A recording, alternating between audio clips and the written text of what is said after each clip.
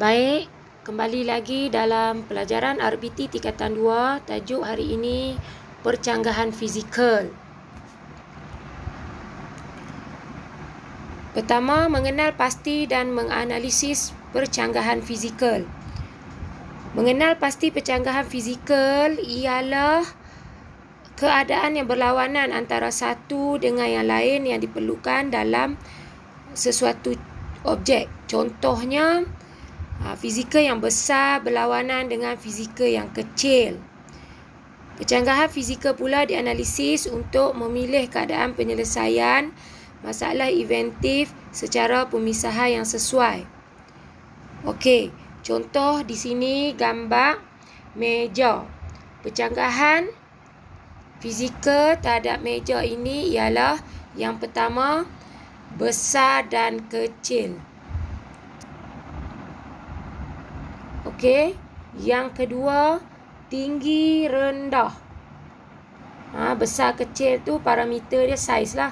Saiz meja tu kecil ke besar ke. Okey, tinggi rendah ni parameter dia adalah ketinggian. Sama ada meja tu tinggi ataupun rendah. Kemudian berat lawan ringan. Berat lawan ringan parameter beban. Beban yang berada di atas meja. Okey, seterusnya menentukan kaedah penyelesaian secara pemisah. Okey, kaedah penyelesaian secara pemisah ni kita ada dua saja, iaitu kaedah ruang, kaedah pemisahan ruang dan kaedah pemisahan masa. Okey, kita tengok gambar rajah yang dalam slide ni ya. Seorang murid duduk di atas kerusi. Dua orang murid lah yang berlainan. Yang pertama tu dia rendah, yang satu lagi dia tu tinggi. Jadi yang pertama tu dia duduk atas kerusi, kaki dia jengket lah, tak sampai, kaki dia tergantung. Yang kedua tu pelajar tu, murid tu dia tinggi, jadi bila dia duduk kaki dia mencecah lantai, tetapi kaki dia terangkat ke atas sikit. Okey, jadi situasi di sini kerusi perlu tinggi untuk murid tinggi, kerusi perlu rendah untuk murid rendah. Jadi dekat kerusi ni, apakah percanggahan fizikal bagi situasi ini?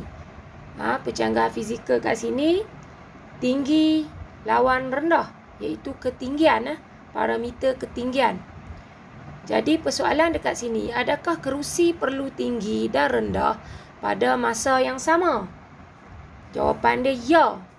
Sebab kita nak satu kerusi yang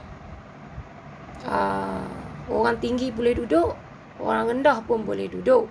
Okey, bila jawab ya, kaedah penyelesaian masalah inventif yang diperlukan adalah kaedah pemisahan ruang. Bila jawab ya, kita akan pilih pemisahan ruang.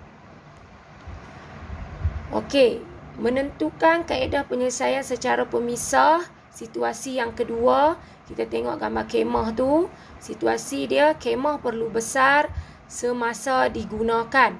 Okey, waktu kita nak berkemah, kita buka kemah tu. Kemah tu perlu besar. Sebab di dalam dia, kita nak tidur. Okey, kemudian kemah perlu kecil semasa disimpan. Nak simpan dalam beg dia, kita perlu lipat dia menjadi kecil untuk masukkan dalam beg dia. Jadi situasi dia dekat situ perlu besar dan perlu kecil. Jadi percanggahan fizikal bagi situasi ini iaitu besar lawan kecil. Parameter di sini saiz. Persoalannya, adakah kemah perlu besar dan kecil pada masa yang sama? Jawapan dia tidak. Okey, tidak, sebab waktu dia lain-lain. Waktu kita nak pakai, kita buka dia. Waktu kita nak tutup, ada waktu lain setelah kita selesai guna dia. Jadi bukan pada masa yang sama, kita jawab tidak. Bila tidak, penyelesaian masalah inventif yang kita pilih adalah kaedah pemisahan masa. Jadi kalau kita jawab ya yang tadi, kita pilih ruang. Kalau tidak, kita pilih masa. Okey. Daripada dua situasi tadi, kita boleh buat rumusan. Kaedah pemisahan yang kita boleh gunakan ada dua, iaitu pemisahan ruang dan pemisahan masa. Bila kita jawab persoalan, adakah pencanggahan fizikal berlaku pada masa yang sama? Kalau kita jawab ya, kita kena pilih kaedah pemisahan ruang. Kalau kita jawab persoalan tadi tidak, kita pilih kaedah pemisahan masa. Okey, baik. Untuk kaedah pemisahan ruang, kita ada 7 prinsip. Okey, kita tengok yang pertama. Prinsip yang pertama adalah prinsip pembahagian. Okey. Prinsip pembahagian. Di mana prinsip ini membahagikan objek kepada beberapa bahagian, menjadikan objek tersebut mudah dileraikan, kemudian meningkatkan darjah kebolehbagaian, kemudian perubahan kepada peringkat lebih kecil. Jadi objek yang sesuai contoh objek iaitu almari baju, di mana kita dah buat pembahagian ruang di dalam almari baju. Kita boleh letak baju kita boleh sangkut, kita boleh lipat, kita ada laci. Okey, jadi dekat sini dia dah membahagikan objek tadi, almari tadi, kepada beberapa bahagian yang kita boleh simpan. Totok ke atas ke, bantal ke dalam almari tu kan. Menjadikan objek ini mudah dileraikan. Okey, bahagian ni boleh guna untuk apa, bahagian ini boleh guna untuk apa. Dan selain daripada itu, pembahagian tadi tu kita boleh angkat untuk jadikan bahagian itu lebih besar, lebih kecil. Itu sebab dia kata meningkatkan darjah kebolehbahagian. Kita boleh angkat dia. Kemudian perubahan kepada peringkat yang lebih kecil. Prinsip yang kedua iaitu pengekstrakan. Okey, pengekstrakan ni adalah memisah atau mengeluarkan bahagian yang mendatangkan gangguan daripada objek. Okey, kita tengok gambar yang pertama tu, TV pada zaman dulu yang tak menggunakan remote control, semuanya akan dikendalikan di TV tersebut. Jadi bila kita tengok TV, kita buka saja channel. Bila kita tak suka, kita nak tukar channel, kita nak kuatkan suara, kita kena berjalan pergi dekat TV tersebut untuk tukar channel, lepas tu untuk volume kan tu, tinggi ke rendah ke. Jadi dia mengganggu, sebab dia mendatangkan gangguan daripada objek. Jadi untuk memisahkan dia, kita guna kaedah pengekstrakan ni. Zaman sekarang kita dah tak pakai TV tu, dah tak ada remote tu dekat TV, jadi dia wujudkan satu remote control, dan TV tu tak ada, cuma ada sensor saja. Jadi daripada jauh kita boleh tukar, boleh tinggikan volume suara, rendahkan volume suara dan sebagainya. Okey, prinsip yang ketiga adalah kualiti setempat, di mana kualiti setempat ni dapat mengubah struktur objek dan pengaruh luaran daripada seragam menjadi tidak seragam. Kemudian menjadikan setiap bahagian objek memenuhi fungsi berbeza yang berguna. Okey, contoh objek ataupun produk yang boleh kita gunakan kualiti setempat ni adalah bekas menyimpan makanan pelbagai petak berbeza dan pelbagai fungsi yang kita biasa bawa waktu sekolah dulu. Jadi ada tempat letak nasi, ada tempat letak sup, ada tempat dia letak sayur, kita asingkan dia. Jadi dia menjadikan setiap bahagian objek tu ada fungsi dia. Tempat nasi, tempat kuah, tempat sudu. Okey.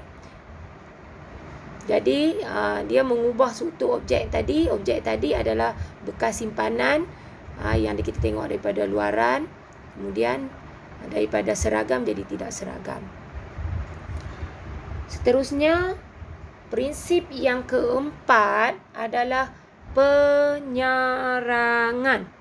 Okey, di mana penyarangan ni meletakkan atau memasukkan satu objek ke dalam satu objek yang sama tetapi berlainan saiz. Contoh yang cikgu bagi dekat sini adalah antena radio. Antena radio ni kalau kamu tengok dekat kereta pun ada, okey. Dekat radio, kalau kita tak dapat siaran, kita tarikkan dia supaya dia jadi panjang. Dan bila kita dah nak simpan dia, kita masukkan semula di dalam objek itu menjadi pendek. Jadi objek yang sama, cuma kita boleh panjang dan pendek dia. Okey. Jadi dia berlainan saiz lah. Seterusnya, prinsip yang kelima adalah filem nipis dan cangkerang boleh lentur. Okey, iaitu membalut, melapik atau membungkus objek menggunakan lapisan filem nipis dan cangkerang boleh lentur. Okey, filem nipis. Contoh yang cikgu bagi dekat sini adalah tinted kereta lah, ataupun ada benda hitam tu, pelindung cahaya cermin kereta yang kita beli tu. Lepas tu dia ada tempat lekat dekat cermin tu supaya cahaya matahari tidak masuk terlalu terik lah dalam kereta. Okey, jadi kita menggunakan filem nipis. Dia yang hitam tu. Okey, ataupun kita boleh guna tinted kereta terus. Okey. Kemudian prinsip yang keenam adalah pengantara, iaitu mengadakan bahagian baharu antara dua objek menggunakan objek atau proses pengantara, mencantumkan dua objek secara sementara. Okey, ini contoh yang cikgu bagi adalah sarung tangan ketuha. Sarung tangan ni adalah untuk melindungkan, dia sebagai pengantara untuk kita nak angkat objek panas daripada ketuha atau daripada oven. Kita nak buat keluar, kalau kita dah masak kek, kita nak buat keluar, nak pegang panas. Jadi kita gunakan sarung tangan ketuha. Selain daripada itu, dia adalah pengantaraan untuk melindungkan tangan kita daripada terkena panas. Okey, dan yang terakhir, yang ketujuh adalah prinsip tidak simetri, iaitu mengubah bentuk satu objek daripada simetri menjadi tidak simetri. Okey, simetri kamu dah tahu masa kamu belajar masa tingkatan 1, iaitu objek yang seimbang antara kiri dan kanan. Okey, apa yang ada sebelah kiri, sebelah kanan pun ada. Jadi, bila kita sebut tidak simetri, bermaksud sebelah kiri dan sebelah kanan tidak sama, tidak sekata. Jadi, dulu kerusi kalau ataupun sofa kita buat, contoh macam gambar sofa yang gambar kelabu tu. Okey, ini adalah sofa standard. Kiri kanan dia sama kalau kita bahagi kepada dua. Tapi sekarang dah nak buat pattern macam-macam, nak buat moden dan nak cantikkan design. Okey, dia tukarkan daripada bentuk simetri tadi menjadi tidak simetri. Fungsi dia tetap sama. Okey, cuma dia nampak lebih cantik. Okey, menjadi kerusi yang berbunga-bunga tu. Tempat sandar dia, sebelah dia tu pendek sikit, sebelah tu tinggi. Okey, jadi dia lebih moden. Okey, baik. Itu adalah 7 prinsip inventif bagi kaedah pemisahan ruang. Bagaimana pula 7 prinsip inventif bagi kaedah pemisahan masa? Okey, kita ada 7. Yang pertama adalah kedinamikan, iaitu memecahkan satu objek kepada bahagian kecil yang boleh bergerak. Kemudian ataupun satu lagi, mengubah sesuatu bahagian objek daripada tidak bergerak kepada bahagian yang bergerak dan sebaliknya. Okey, contoh yang cikgu bagi adalah meja makan yang boleh dibesarkan, boleh dikecilkan, ya, ataupun asalnya meja tu kita beli macam boleh duduk 4 orang untuk makan, tetapi kita boleh panjangkan dia lagi untuk 6, 8. Okey, dan kita boleh kecil, kita boleh laras. Ini maksudnya kedinamikan. Okey, prinsip yang kedua adalah tindakan awal, iaitu melakukan tindakan awal untuk mengawal risiko. Contoh yang cikgu bagi adalah beg udara di dalam kereta. Semua kereta zaman sekarang kalau kita beli dah memang ada beg udara tu.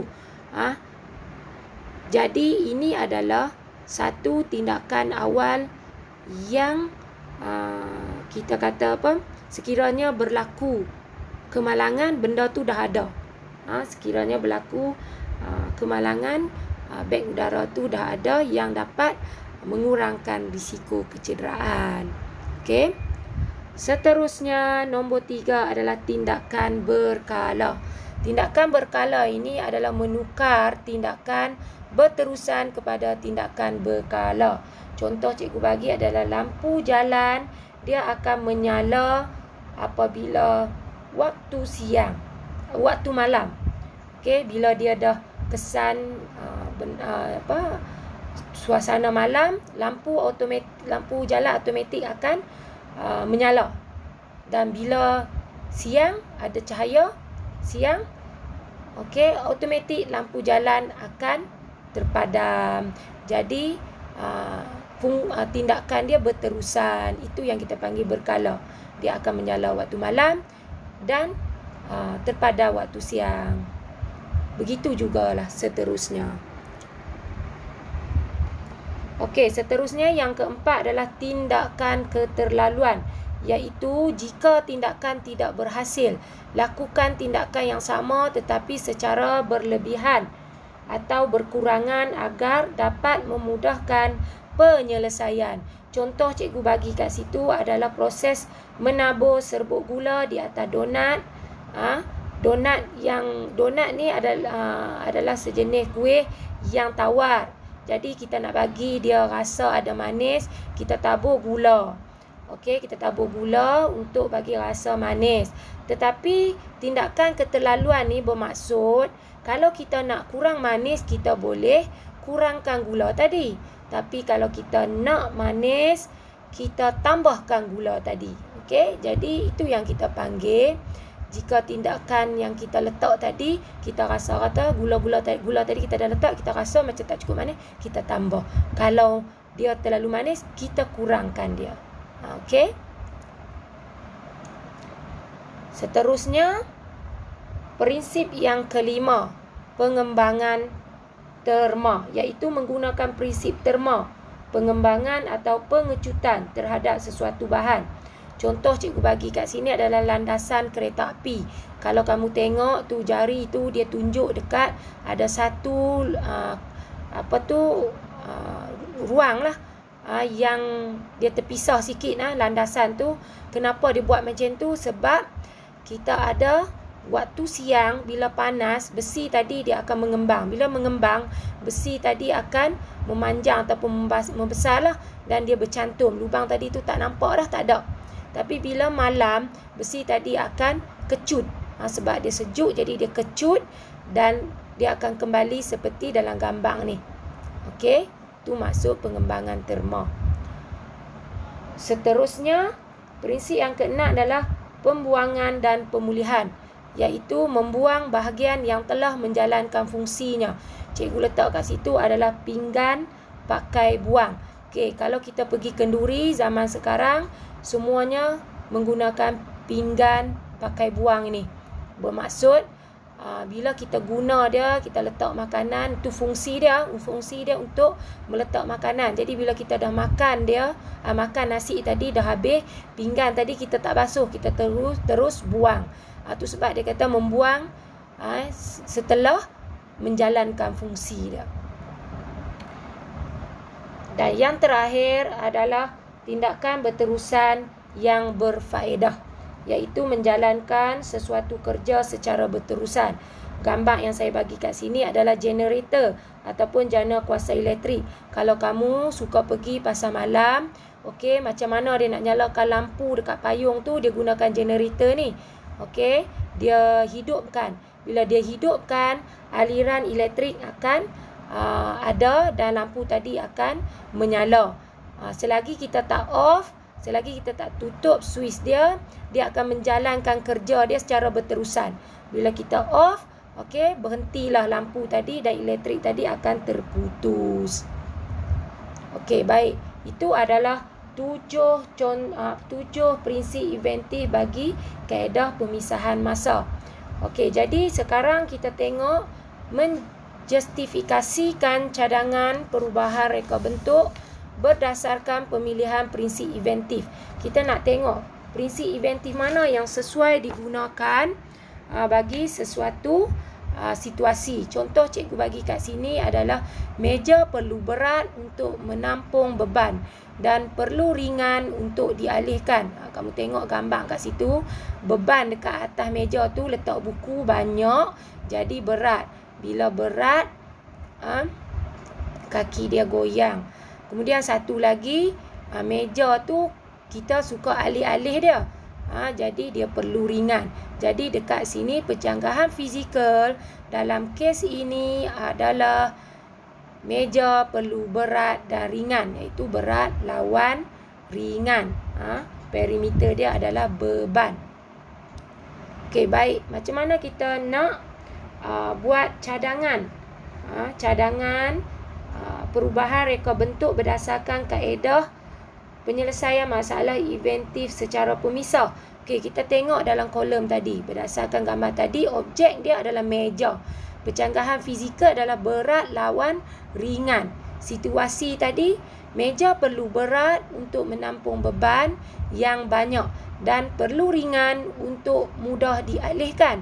Jadi persoalan kat situ, adakah meja perlu berat dan ringan pada masa yang sama? Okey, dekat sini kita nak tentukan kaedah pemisahan ruang ataupun masa. Jadi kalau kamu jawab tidak, okey, sebab kalau kita nak angkat meja, selalunya beban atas meja kita letak, kita buang. Jadi masa dia tak sama. Bila kita jawab tidak, jadi jenis kaedah pemisahan yang kita pakai adalah masa. Okey, jadi kita tengok table. Bila dah kita pilih yang masa, kita kembali kepada 7 prinsip tadi. Yang mana yang sesuai kita gunakan pencegahan fizikal tersebut.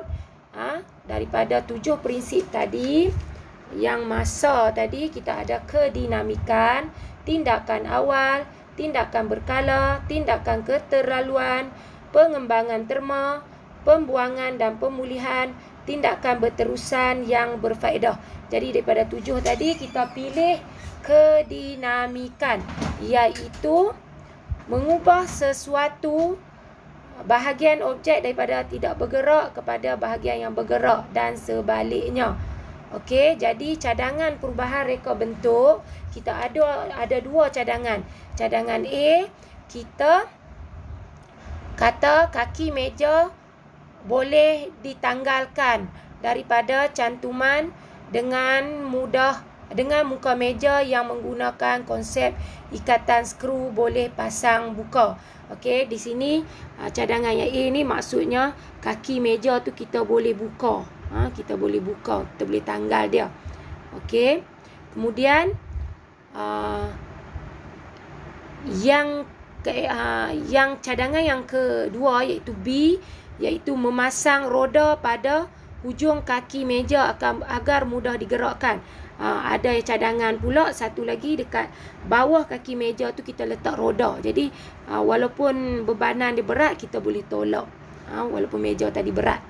Okey, kemudian kita tengok daripada cadangan yang kita dah buat tadi, kita dah pilih kaedah pemisahan masa, iaitu prinsip kedinamikan cadangan yang kita boleh buat. Yang A tadi kita boleh hasilkan lakaran gambar yang pertama. iaitu kita pasang skru pada kaki meja sebelah atas. Okey, kaki meja yang dipasang dengan skru pada muka meja boleh dibuka semasa kerja pengalihan. Jadi masa kita nak alih, kita buka dia. Dari berat kita buka dia. Nanti kita pergi pasang balik kat tempat yang kita dah pilih.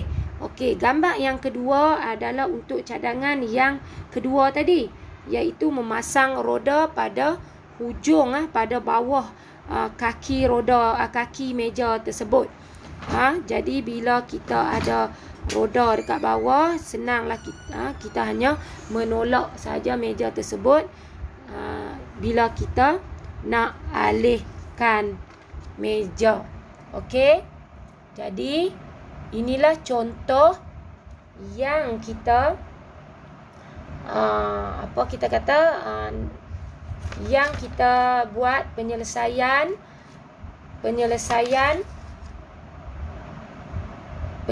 masalah inventif secara pemisah. Okey, sekian saja. Jadi bagi murid, kamu salin nota setiap slide. Okey, gambar kamu hanya lukis bahagian slide yang terakhir sahaja. Okey, sekian, terima kasih.